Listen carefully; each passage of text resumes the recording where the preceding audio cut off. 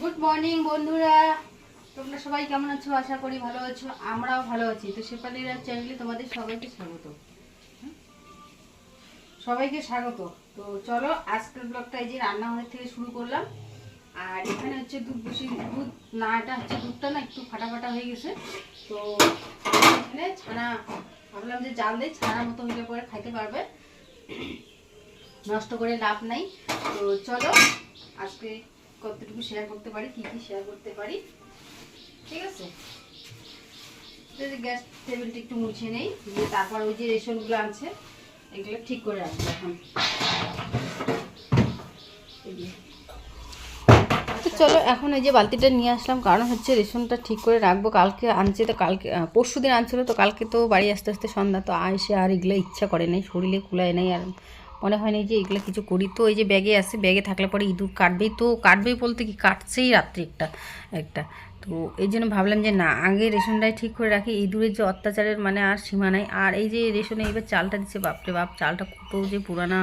তো যাই হোক, সেটাও খাইতে হবে, আমাদের গরিব মানুষ সব কিছু খাই বাঁচতে হবে, বাঁচা নিয়ে কথা। তো ওটাই আর কি বলতেছি। তো চলো চালাটাগুলো সব কিছু ঠিকঠাক করে রাখি। তারপর চলে আসলাম কলপারে, বাসনকুসনগুলো সব মাইজে নিলাম। এখন বাকি আছে হচ্ছে এই যে কড়াইটা। তো কড়াইটা একটু মাইজে নিলে পরে মোটামুটি কাজ শেষ। এই যে মাজা ঘষার কাজটা আর কি, কাজ তো আছে, কাজকর্ম কি সহজে শেষ হয়? সারাদিন ভর টুকি এটা করতেই থাকো, কাজকর্ম শেষ আর হয় না। তো কড়াইটা মাইজে নিলাম, এখন চলে আসলাম এই যে বাসনগুলো রাখতে। কারণ 2 দিন বাড়িতে ছিলাম না, 2 দিন বাড়িতে না থাকার কারণ এই যে সব কিছু মাজা ঘষা ধোয়া কাচা করতে হবে এখন আবারও। আর কড়াইটা মাছতে মাছতে একদম হাঁপিয়ে গেলাম, আর পারি না, বয়স হয়ে যাচ্ছে না, এর জন্য আর পারি না।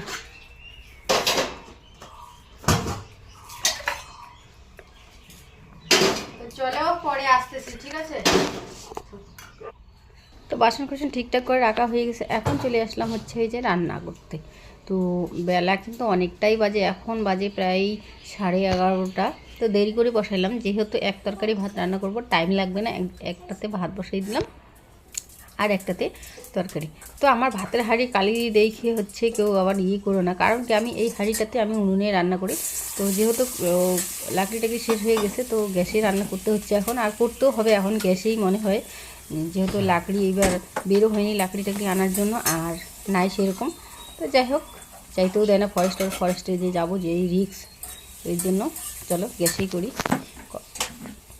কষ্ট একটু হবে যেহেতু গরিব মানুষ। তারপর দেখো অনেকক্ষণ পর খাওয়া দাওয়া করে এখন বাজে একটু লাইভ ভিডিও বানাইলাম, লাইভে আসছিলাম তো ফেসবুকে, তো লাইভ টাইপ করে তারপর এখন বাজে 5টা। তো এখন ভাবলাম যে চলো তো একটু প্রসাদ খেয়ে আসি, কারণ হচ্ছে কালকে হচ্ছে শিবরাত্রি পূজা ছিল, তো আজকে প্রসাদ খাওয়াচ্ছে, বই লেগেছে, নিমন্ত্রণ দিয়েছে। তো যাই হোক একটু প্রসাদ খাইয়ে এসে তারপর তো প্রসাদ খাইয়ে চলে আসছি। দেখো এই ছেলের আমি যেটা পড়লাম না, আঙুলটা একদম ইস্যু করতেছে।